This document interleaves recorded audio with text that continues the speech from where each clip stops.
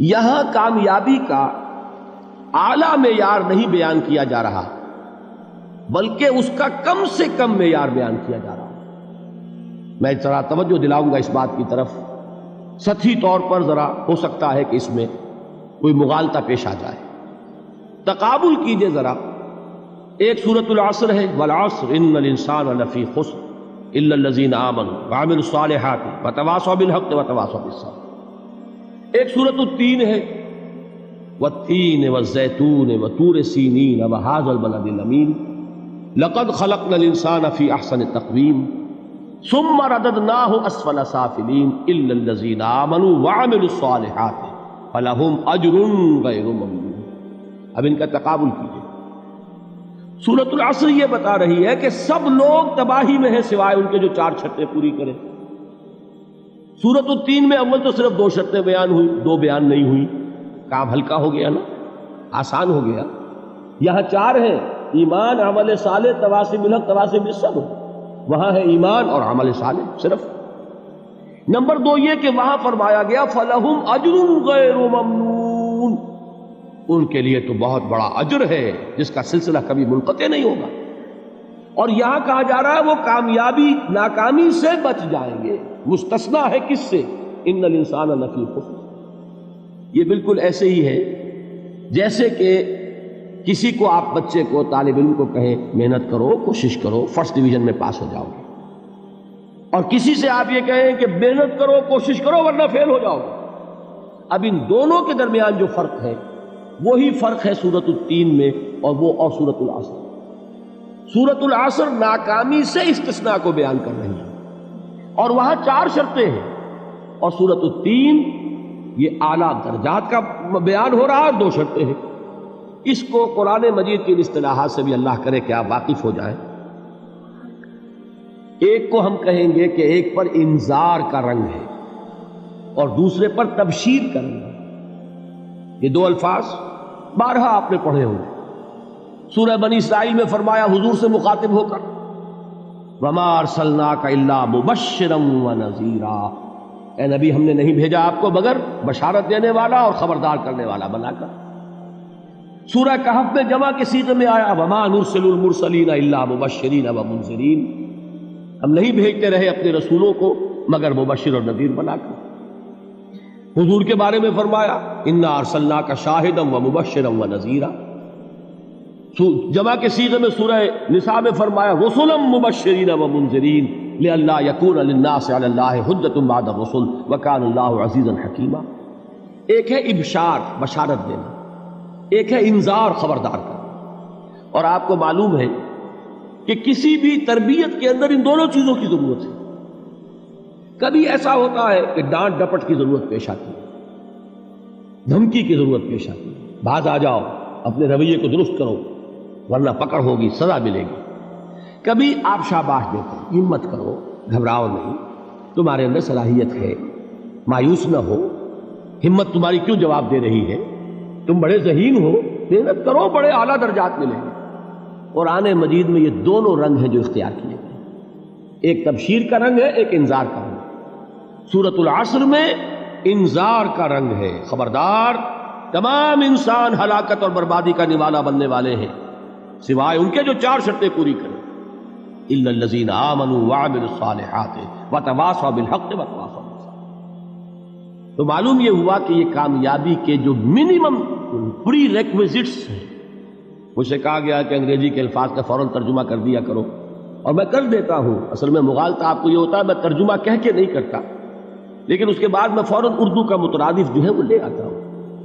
لیکن میں یہ اس لیے استعمال کرتا ہوں انگریزی اصطلاحات، جیسا کہ میں نے عرض کیا تھا کہ میرے اصل مخاطب ہیں جدید تعلیم یافتہ لوگ، اور جدید تعلیم یافتہ لوگوں کے کمیونیکیشن جو ہے، ابلاغ، وہ ان انگریزی اصطلاحات کے ذریعے سے زیادہ بہتر اور صحیح تر ہوتا ہے، ورنہ وہ بات سمجھیں گے نہیں.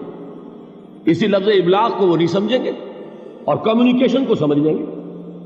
یہ ہے اصل میں ساری مصیبت کے جو اس وقت ہمارے سامنے ہے، اس لیے یہ الفاظ ہم استعمال کرتے ہیں. تو میں یہ کیا عرض کر رہا تھا کہ در حقیقت ان الانسان لفی خسر الا الذین آمنوا وعملوا الصالحات وتواصوا بالحق وتواصوا بالصبر.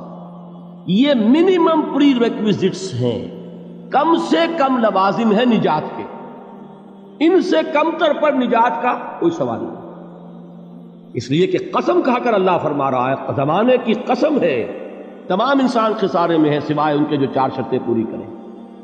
تو تیسری چیز ذہن میں یہ رکھیے، یہ چاروں شرطیں لازم ہیں، یہ بہت اہم نکتہ ہے۔ ابھی ہم نے کسی لفظ کی گہرائی میں اتر کر نہیں دیکھا ہے، ابھی تو ہم سرسری طور پر تذکر بالقرآن کے مرحلے میں ہیں۔ پہلی بات کیا معلوم ہوئی، اس میں کامیابی اور ناکامی کا ایک معیار سامنے آیا، ٹھیک۔ نمبر 2، یہ کامیابی کے کم سے کم شرائط کا بیان ہے، منیمم ریکوائرمنٹس۔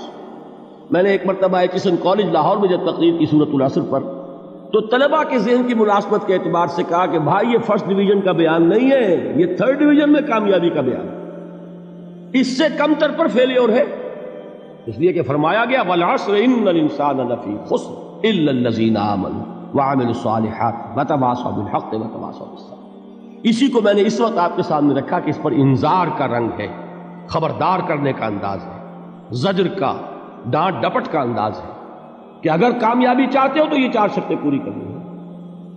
اب تیسری بات جو عرض کر رہا ہوں یہ اہم ترین ہے کہ یہ چاروں شرطیں لازم ہیں۔ اگر اللہ تعالیٰ نے کامیابی کے لیے 4 شرطیں بیان کی ہوں تو سوچئے، کیا مجھے یہ اختیار ہے کہ ان میں سے 1 کم کر دوں، 2 کم کر دوں، 3 کم کر دوں؟ کس کو اختیار ہے؟ اللہ کے بیان کردہ کسی چیز میں اختیار۔ یہ تو حضور سے کہا گیا تھا، سورہ یونس میں ہے، مطالبہ کیا مطالبہ کرنے والوں نے، ایت بقرآن غیر ھذا وبدل ہو، اے محمد صلی اللہ علیہ وسلم یہ قرآن بہت ریجڈ ہے، بہت سخت ہے، ان کمپرومائزنگ ہے، یہ کہیں بھی کوئی رو رعایت کرنے کو تیار نہیں ہے، تو ہمارا اور آپ کا معاملہ نہیں ہو سکتا اس قرآن پر، اس قرآن میں کوئی ترمیم کیجئے یا کوئی اور قرآن لائیے۔ تو حضور سے کیا کہلوایا گیا؟ قل ما یکون لی ان ابدلہ من تلقاء نفسی ان اتبع الا ما یوحی الی۔ اے نبی ان سے کہہ دیجئے میرے لیے ہرگز ممکن نہیں ہے کہ میں اس قرآن میں اپنے جی سے کوئی ترمیم کر دوں، کوئی تبدیلی کر دوں، میں تو خود پابند ہوں اس کا جو مجھ پر وحی کیا جا رہا ہے، سب سے پہلے میں خود اس پر عمل کرنے والا ہوں، میں خود اس کا پابند ہوں۔ تو غور کیجئے، قرآن بیان کر رہا ہے کہ 4 شرطیں ہیں نجات کی، اور آپ کے دل میں یہ بات بٹھا دی گئی ہے کہ صرف کلمہ گو ہونا نجات کے لیے کافی ہے، صرف ایمان سے نجات ہو جائے گی۔ یہ بات جو ہے ذہن میں رکھیے، ایک نجات وہ ہے جو ہزار برس تک جہنم میں کوئلہ بننے کے بعد نجات ہو، میں اس نجات کی بات نہیں کرتا، وہ نجات تو ملے گی یقیناً۔ جس شخص کے دل میں رائی کے دانے کے برابر بھی ایمان ہوگا، وہ اپنے اعمال کی، اپنے کرتوتوں کی سزا بھگت کر بالآخر جنت کے اندر داخل کیا جائے گا، جہنم سے نکالا جائے گا، اور نکالا جائے گا تو اس وقت حال کیا ہوگا؟ جیسے جلا ہوا کوئلہ، اس کے سوا کچھ نہیں۔ حدیث میں اس کی شرح آئی ہے۔ لیکن یہ نجات نہیں، نجات وہ کہ جو اللہ تعالیٰ میدان حشر ہی میں ہماری مغفرت کا اعلان فرمائے، اللہ تعالیٰ اول وہلے میں ہمیں جنت میں داخل فرمائے، اس نجات کی بات کر رہا ہوں۔ وہ نجات جان لیجئے محض کلمہ گو ہونے کی بدولت نہیں ملے گی، اس نجات کے لیے شرط اول ایمان، شرط دوم عمل صالح، شرط ثالث تواصی بالحق، اور چوتھی شرط تواصی بالصبر۔ یہ قرآن کا بیان ہے، یہ کسی انسان کا کلام نہیں ہے کہ اس میں ترمیم کی جا سکے۔